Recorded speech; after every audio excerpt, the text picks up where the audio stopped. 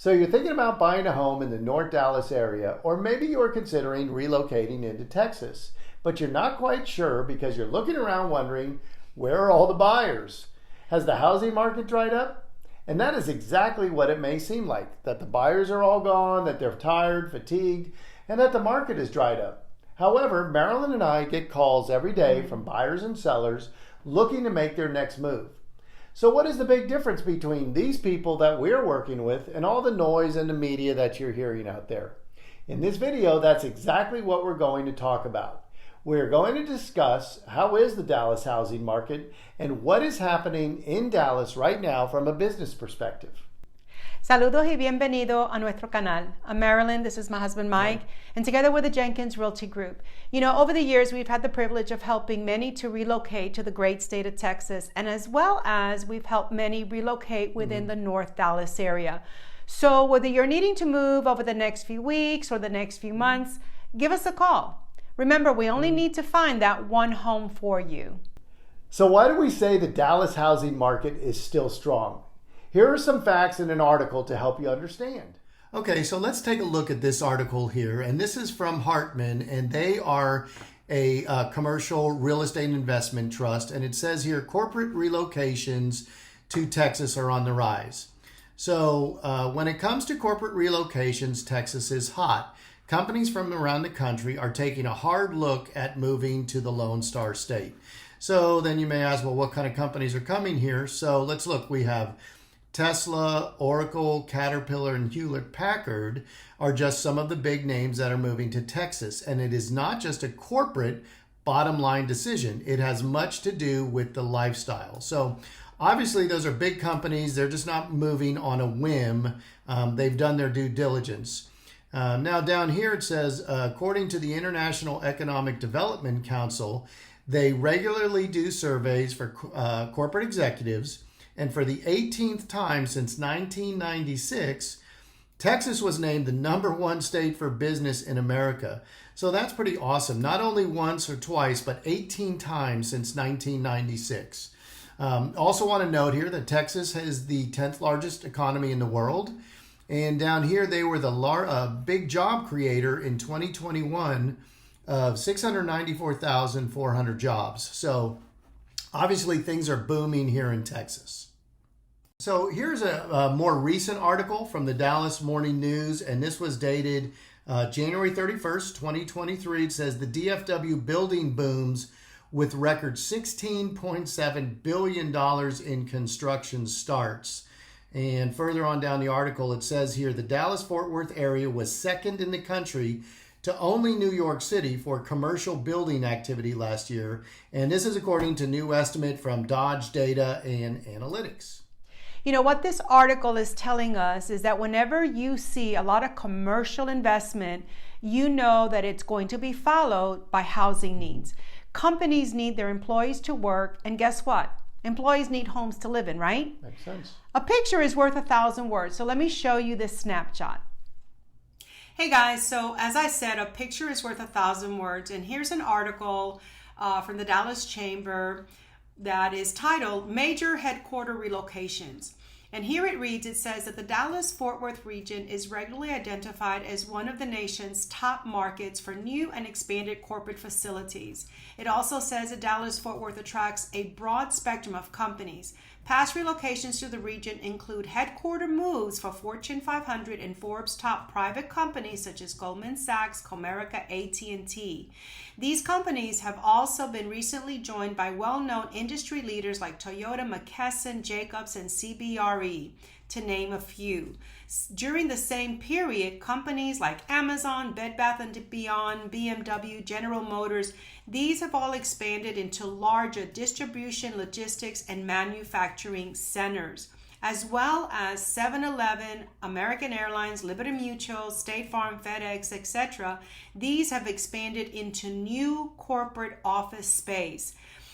As you can see from this map here, you can see all these corporate headquarters have relocated from all these various states, and they're finding their hub right here in the Dallas-Fort Worth area. So whenever you see this type of commercial real estate movement, or expansion, that there's going to also be movement in the residential real estate market. Even earlier this month, Universal announced that they're building a new theme park right here in Frisco, Texas. So here's the article from the Dallas Morning News where it is made the announcement that Frisco is getting a kids-themed Universal Studio Park. This new entertainment complex will bring millions of visitors and business to the Collin County area. This was dated January 11, 2023, which was a little bit over a month ago. But it says that Frisco's latest development project is going to bring a huge cast of superheroes, television stars, and motion picture greats to the Collin County. These are all employees that are going to be brought on by Universal Studio here in the Frisco area, which means housing needs are going to increase because these employees are going to need homes to live in. So this is great news for the Frisco area. These are the facts that prove that the housing market and the economy in Texas is thriving. Why? Because it's cost of living, lifestyle, and it is a freedom-friendly state. Very tax-friendly, and as you can see, it's very business-friendly. As mentioned earlier, Texas has been ranked in the top 10 as the most business-friendly environment, as well as ranked number 9 in the nation for its economy. People are making moves here every day. Here's another article that we want to take a look at. Okay, let's take a quick look at this article here, and this is from CNBC, dated January 22nd, 2023, so very recently. It says the 10 best cities to buy a home in 2023 are all in the South. And it goes on to say, even with rising home ownership costs squeezing out buyers, some real estate markets will remain hot in 2023, mostly due to their relative affordability compared with the rest of the U.S., There's some of the things they have in common. They're all located in the South. And this information was put together by the National Association of Realtors. They analyzed 179 markets. They looked at home affordability, job growth, migration gains, and house supply. And that was to determine, the best value for buyers. So number 1 was Atlanta, Marietta, Georgia. Number 2 was Raleigh, North Carolina. And here's Dallas, Fort Worth, number 3 coming in. Medium home price of $390,000. So Dallas, Fort Worth is another emerging tech hub in the U.S. with job growth nearly twice as high as the national average. The home supply, while the supply of homes is less than the national average, inventory increased in 2022 with the number of active listings tripling the national average according to NAR's data. So Dallas, number 3, most popular place for people to buy. Now many of you are looking at Zillow, you're probably looking at Realtor.com or maybe some other online platform or listening to the news, and you're probably seeing a lot of price reductions. But understand that this is coming from sellers who have overpriced their home. We're no longer in January of 2022, and with the increase of mortgage rates, it's really important as a seller to right price your home. At the same time, you're probably saying, well, homes are sitting on the market for much longer. And yeah, this is true. This is why we want to take the next few moments to show you some trends on the North Texas Real Estate Information System on days on the market and sales price. This is where we get our most recent information. Hey guys, so here we are on the NETRIS website. This is the North Texas Real Estate Information Systems, and this is where all us realtors get all of our information from market trends to data on homes, current listings, etc. I'm going to be covering Collin County and Dallas County because these are the two main counties that we're really concerned talking about with all this commercial growth and residential growth. And I'm going to be covering just going over a 5-year period. And so I'm going to start here with the average sales price of homes that were selling during this 5-year period. And you can see here that in January of 2018, the average home in Collin County sold for about $300 and I'm going to round it up, $50,000. Dallas County about $300,000. And I want you to notice that during about a 3-year period from 2018, 19, and 20, homes ranged within the $300,000 to $400,000 range. Of course, we know what happened in the year 2020. COVID hit, right? And so now home prices started moving up because the interest rates were still low and people had to make changes in their lifestyles, right? So now we see home prices creeping from between $400,000 and $500,000. And we get here to the peak of May of 2022, where in Collin County, the average home sold for $650,000, and in Dallas County, $560,000.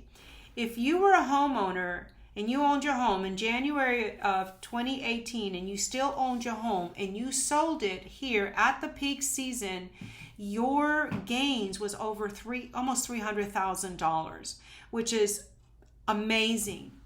But as rates started going down, we see prices going down, right?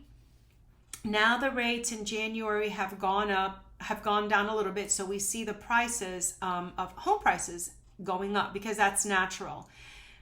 But we still want to point out that even if you sell your home during this spring season, you're still going to capitalize if you owned your home anywhere between these years of 2018, 2019, 2020, right? Even if you bought your home in, early of 2021, you're still going to capitalize and walk away with a large amount of equity. Let's go now to days on the market because that's a hot topic. Everybody thinks that, if the home sits on the market for 14 days, that's way too long. Sellers are getting antsy. Well, I want to show you that, again, 5-year period. This is 10 days, 20 days, 30 days, 40 days, 50, 60 days, right? Back in 2018, it was normal. The average days on the market was 33 days for, Collin County. Let's go to this peak here. February 2019, the average days on the market was 54 days. Come over here to January 2020, the average, that's right before COVID, the average days on the market was 53 days. Of course, now we're coming down to the year 2020, and we see that now because of interest rates and because of the changes of people working from home, a lot of changes had to take place, and so people were able to sell their homes quicker, right? Sellers were able to sell their homes quicker. But here we go on the lowest peak. We had March of 2022, 5 days on the market, 6 days on the market. This is when all these bidding wars were going on, and it was just absolutely nuts, especially for buyers. It was great for sellers. But of course now with the rise of interest rates and with more inventory on the market, we're actually going back to average days on the market of 38 days. And so as a seller, don't fret because this is still pretty normal. All of this is to say that as a seller, you are still in great position for many reasons. Home values are still up and inventory, believe it or not, is still low. Yeah. As a buyer, you now have the opportunity to shop around for the best home and price and begin investing in yourself. Don't let interest rates stop you from investing in the American dream of home ownership. And remember, marry the home and date the rate. Hey guys, if you're looking to make a move in the next several weeks, as I said earlier, or in the next several months, give us a call. It only takes one phone call to figure out what your options are. And remember, you only have to find that one house for you. God bless. Take care. Bye. Bye.